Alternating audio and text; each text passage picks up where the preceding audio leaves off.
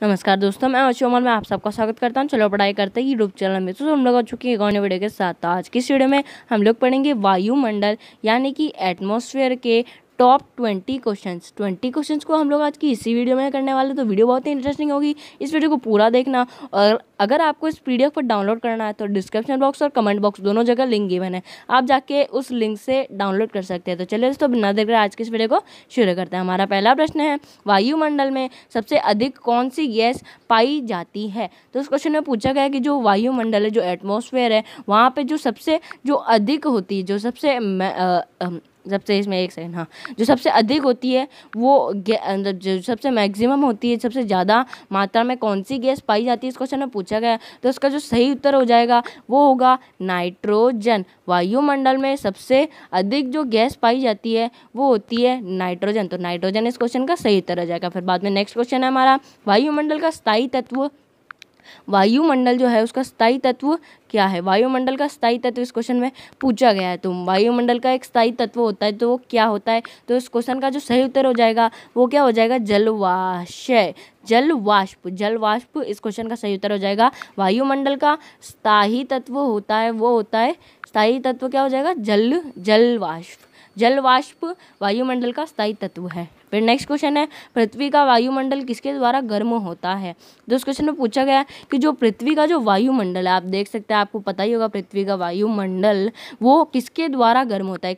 ऐसी कौन सी चीज़ है किसके द्वारा पृथ्वी का जो वायुमंडल है वो गर्म हो जाता है? तो इस क्वेश्चन में पूछा गया है। तो इसका जो सही उत्तर हो जाएगा वो हो जाएगा विकिरण द्वारा हमारे पृथ्वी का जो वायुमंडल है, विकिरण द्वारा हमारे पृथ्वी का जो वायुमंडल है वो गर्म हो जाता है। तो इसका सही उत्तर हो जाएगा विकिरण द्वारा। वायुमंडल में कौन सी अक्रिय गैस सबसे अधिक है? तो इस क्वेश्चन में पूछा गया कि जो वायुमंडल है उसमें कौन सी अक्रिय गैस सबसे, ये देखिए अक्रिय गैस सबसे अधिक है। तो इस क्वेश्चन में ये नहीं पूछा गया कि जो कौन सी गैस सबसे अधिक है। गैस वाला क्वेश्चन पहले पूछा गया था, अभी अक्रिय गैस वाला क्वेश्चन पूछा गया है, तो ये हमें ध्यान में रखना है। वायुमंडल में सबसे अक्रिय गैस कौन सी है? तो इस क्वेश्चन में पूछा गया है। तो इसका जो सही उत्तर हो जाएगा वो हो जाएगा ऑर्गन। वायुमंडल में ऑर्गन सबसे अक्रिय गैस है, वो है ऑर्गन। वायुमंडल में ऑर्गन गैस अक्रिय गैस है सबसे अधिक। वो भी कौन सी गैस ग्रीन हाउस प्रभाव के लिए उत्तरदायी है? तो उस क्वेश्चन में ये पूछा गया है कि जो वायुमंडल है वहाँ पे, मतलब इस क्वेश्चन में पूछा गया कि जो ग्रीन हाउस है उसके प्रभाव के लिए उत्तरदायी कौन सा है? उसका प्रभाव के लिए जो उत्तरदायी कौन होता है? तो उसका जो सही उत्तर है वो है कार्बन डाइऑक्साइड, CO2, जो हम सभी जानते आ रहे हैं। कौन सी गैस ग्रीन हाउस प्रभाव के लिए उत्तरदायी है? ग्रीन हाउस प्रभाव के लिए इस क्वेश्चन में पूछा गया कि जो ग्रीन हाउस है उसके प्रभाव के लिए जो कौन सी गैस है वो उत्तरदायी है। तो इस क्वेश्चन का जो सही उत्तर हो जाएगा वो हो जाएगा CO2 यानी कि कार्बन डाइऑक्साइड, जो हम बचपन से इसको पढ़ते आ रहे हैं। फिर बाद में नेक्स्ट क्वेश्चन हो जाएगा, सूर्य की तीव्र किरणों से झुलसने में कौन सी गैस हमारी रक्षा करती है? तो इस क्वेश्चन में पूछा गया कि जो सूरज है उसकी जो सूर्य की जो किरणें होती है ना, आप कभी अपने जो पृथ्वी पर जो किरणें आती है ना वो बहुत कम आती है, लेकिन जो सूर्य की जो रियल किरणें आती है ना वो बहुत ही तीव्र आती, तिगुनी बहुत ही गर्म आती है, आप मान सकते हैं। तीव्र किरणों से झुलसने के लिए अब उसको ज़्यादा रोकना पड़ता है उसको, वरना बहुत ही उसका हावी होगा हमारी पृथ्वी के लिए। सूर्य की जो तीव्र किरणें होती हैं उसको झुलसने में उसको एक चीज़ प्रोटेक्ट करती है, ताकि इसलिए वो हमारे पृथ्वी ग्रह पे बहुत ही कम सूर्य की किरणें आती है। वो हमारे लिए तो ठीक है, लेकिन वो बहुत ही कम हो जाती है जब सूरज से आती है। तो इस क्वेश्चन में पूछा गया कि जो सूर्य की जो तीव्र किरणें आती हैं उसको झुलसने में कौन सी गैस है वो हमारी रक्षा करता है? कौन सी गैस है जो हमारी रक्षा करता है, इस सूर्य की तीव्र किरणों को कम कर देता है? इस क्वेश्चन में ये पूछा गया है। तो इसका जो सही उत्तर सबको बच्चे को पता है, इसका सही उत्तर है ओजोन लेयर। वैसे तो यहाँ पे लेयर होना चाहिए पर गैस है ओजोन लेयर। सूर्य की जो तीव्र किरणें होती है वो हमारे ऊपर पड़ती है, लेकिन उस किरणों को हमसे प्रोटेक्ट करता है ओजोन लेयर। हमारे लिए बहुत ही, मतलब आप समझ सकते हैं गॉड गिफ्टेड है हमारे लिए, क्योंकि जो सूर्य की तीव्र किरणें होती है वो बहुत ही तेज़ होती है, इससे हमारी पूरी इससे हमारी पृथ्वी को बहुत ही नुकसान होगा। तो सूर्य की तीव्र किरणों को कौन रोकता है? Ozone layer. ओजोन लेयर हमारे लिए बहुत ही वो है, लेकिन वो ग्लोबल वार्मिंग की वजह से हार्म हो रहा है। तो इसीलिए हमें पटाखे कम फोड़ने चाहिए और ग्लोबल वार्मिंग को होने से रोकना चाहिए, ताकि हमारा ओजोन लेयर भी सुरक्षित हो। फिर नेक्स्ट है भूपृष्ठ से परावर्तित अवरक्त विकिरण के अवशोषण द्वारा भूवायुमंडल में तापमान वृद्धि की क्रिया को क्या कहते हैं? तो इस क्वेश्चन थोड़ा लंबा है, आपको अच्छे से समझा देते हैं। जो भूपृष्ठ होता है उससे परावर्तित अवरक्त विकिरण के जो अवशोषण द्वारा जो भूवायुमंडल है उसका जो तापमान है वो वृद्धि की क्रिया होती है, उस क्रिया को हम लोग क्या कहते हैं? तो उसका जो सही उत्तर होगा ना वो होगा ग्रीन हाउस प्रभाव। उस क्रिया को हम लोग कहते हैं ग्रीन हाउस प्रभाव। भूपृष्ठ से परावर्तित अवरक्त विकिरण के अवशोषण द्वारा भूवायुमंडल में तापमान वृद्धि की क्रिया को हम लोग ग्रीन हाउस प्रभाव कहते हैं। तो हमारा नेक्स्ट क्वेश्चन है वायुमंडल में नाइट्रोजन की मात्रा कितनी है? तो उस क्वेश्चन में पूछा गया कि जो हमारा वायुमंडल है उसमें हमारा जो वायुमंडल है उसमें हमारा जो वायुमंडल है यानी कि एटमॉस्फेयर, उसमें जो नाइट्रोजन है तो नाइट्रोजन की मात्रा कितनी है यहाँ पे ये पूछा गया है। तो नाइट्रोजन की जो मात्रा है वो है 78%। 78% हमारे वायुमंडल में नाइट्रोजन की मात्रा है। तो इस क्वेश्चन का सही उत्तर हो जाएगा वायुमंडल में नाइट्रोजन की मात्रा 78% है। फिर हमारा नेक्स्ट क्वेश्चन हो जाएगा सौरमंडल की धरातल से औसत ऊंचाई कितनी है? जो सौरमंडल है उसकी जो धरातल है उससे उसकी जो औसत ऊंचाई वो कितनी है, इस क्वेश्चन में पूछा गया। तो 14 किलोमीटर सौरमंडल की धरातल से औसत ऊंचाई है। सौरमंडल की धरातल से औसत ऊंचाई टोटल 14 किलोमीटर है, 14 किलोमीटर यानी कि 14,000 मीटर्स। फिर नेक्स्ट क्वेश्चन है किस मंडल को समहन मंडल भी कहा जाता है?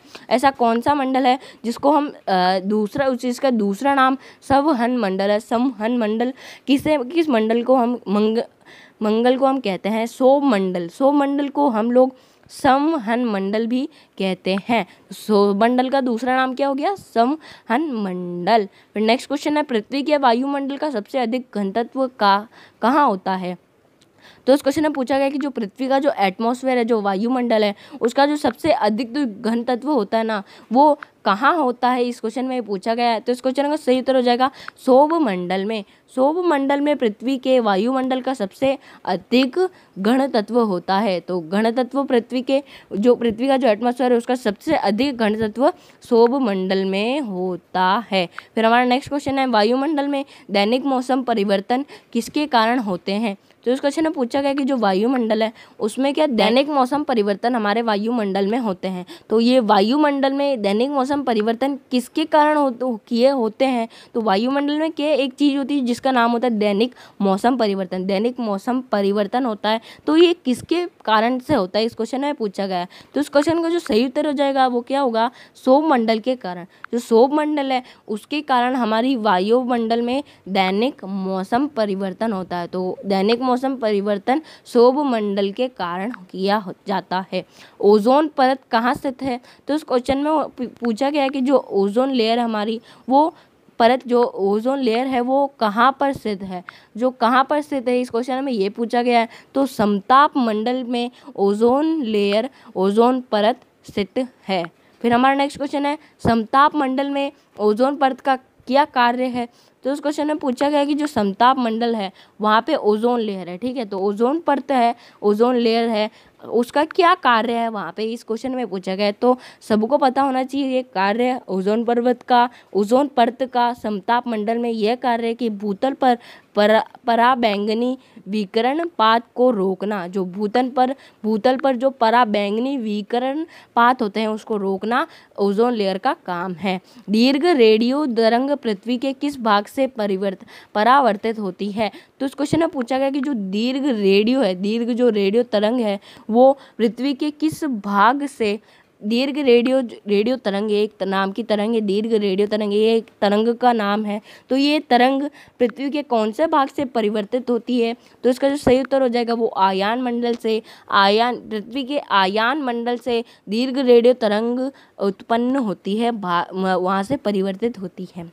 वायुमंडल में कौन सा रसायन ओजोन स्तर के अवक्षय का कारण करता है? तो इस क्वेश्चन में पूछा गया कि जो हमारा एटमॉस्फेयर है ना, वहाँ पे ऐसा कौन सा रसायन है वो ओजोन जो लेयर है ना, ओजोन लेयर के स्तर के अवक्षय का कारण करता है। तो वो इसका जो सही उत्तर होगा वो होगा क्लोरोफ्लोरोकार्बन। वायुमंडल में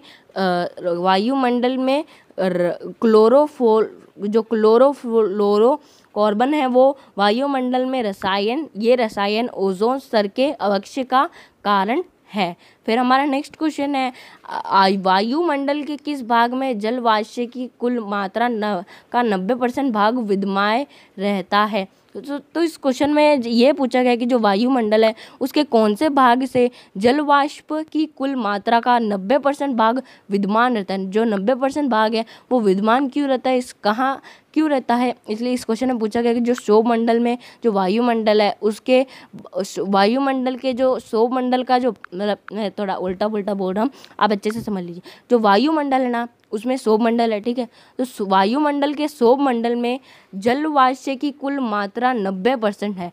तो वायुमंडल के सौरमंडल में जल वाष्प की मात्रा कितनी हो जाएगी? टोटल 90%। वायुमंडल के सौरमंडल में जल वाष्प की कुल मात्रा 90% भाग विद्यमान रहता है। जो 90% जो भाग है वो विद्यमान रहता है, ये हमें ध्यान में रखना है।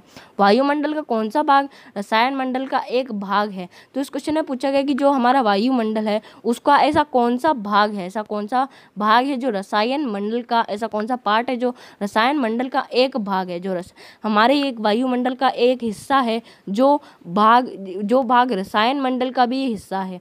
तो वो है ओजोन मंडल वायुमंडल का तो हिस्सा है ही, लेकिन वो रसायन मंडल का भी हिस्सा है। फिर नेक्स्ट क्वेश्चन हो जाएगा हवाई जहाज उड़ने के लिए कौन सा मंडल उपयुक्त है? तो हमारे जो हवाई जहाज होते हैं, प्लेन होते हैं, वो कौन से मंडल में उड़ते हैं, इस क्वेश्चन में पूछा गया है। तो उसका वो जो समताप मंडल होता है ना, समताप मंडल, वहाँ पे हमारे सारे हवाई जहाज उस मंडल पे उड़ते हैं, उस मंडल पे वह सही जगह है हमारे हवाई जहाज के उड़ने के लिए। फिर हमारा नेक्स्ट और लास्ट क्वेश्चन हो जाएगा वायुमंडल की निचली परत क्या कहलाती है? तो इस क्वेश्चन में पूछा गया कि जो हमारा वायुमंडल है उसकी जो निचली परत है, उसके नीचे एक परत है, ठीक है, उसके नीचे एक परत है जो क्या कहलाती है, इस क्वेश्चन में पूछा गया है। तो इस क्वेश्चन का सही उत्तर हो जाएगा सौरमंडल। वायुमंडल की जो निचली परत है ना, वो क्या कहलाती है, सौरमंडल इस क्वेश्चन का सही उत्तर हो जाएगा। तो चलिए इसके साथ साथ हम हमारी इस वीडियो का करने जा रहे हैं। अगर आपको वीडियो पसंद आती है तो इस वीडियो को लाइक करें, शेयर करें, हमारे चैनल को सब्सक्राइब करें। डिस्क्रिप्शन बॉक्स है, वहाँ पे हमारे इंस्टाग्राम अकाउंट और फेसबुक पेज का लिंक गिवन है, आप जाके वहाँ पे हमें फॉलो भी कर सकते हैं। चलिए तो बिना देरी कर आज के इस वीडियो का एंड करते हैं। मिलेंगे आपसे किसी अगली वीडियो में। धन्यवाद।